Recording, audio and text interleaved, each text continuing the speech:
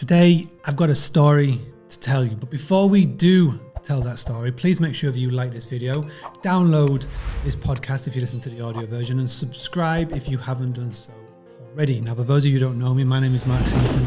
I give hosts just like you the tools, the tactics, the training, but most importantly, the confidence to go and get some bookings. So let's talk about this story. So recently, one of the Team Boostly members, Lana, went on holiday to Portugal. She was traveling with her brother. Now, because of the pandemic and because they live on opposite sides of the pond, they haven't seen each other for nearly 2 years. So now that the borders have opened, they decided to organise a little sibling trip. They planned a trip all around Portugal, which meant they had to book and stay in different locations. And they stayed 3 different places. All 3 were different, but not in a good way. Lana was booking her stays. She mentioned the reason for her trip to all 3 hosts, yet only one acknowledged her message. The rest were automated, generated by the system without any personal touches. So it was no surprise that Lana and her brother had the best experience with the host that responded personally. The host made sure that enough bedding and utensils for the 2 people. They left a bottle of wine and a nice little personal note welcoming Lana and her brother. Now, while these may be small gestures, they meant a lot to Lana and her brother.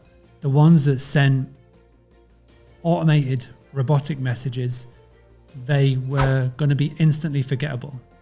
But the one and the host that left that personal note, the one that responded and left a little bottle of wine, that's the one that Lana will always remember.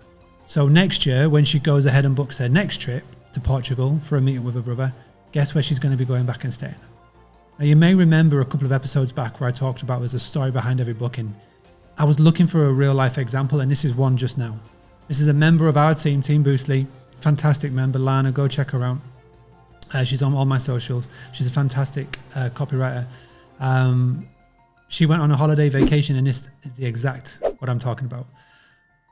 Now, I pass this over to you. What can you be doing within your business to help this? Now, I always recommend automated messages, but when you have something that's come through, if there's a special keyword that can come through, how are you spotting it? What are you doing?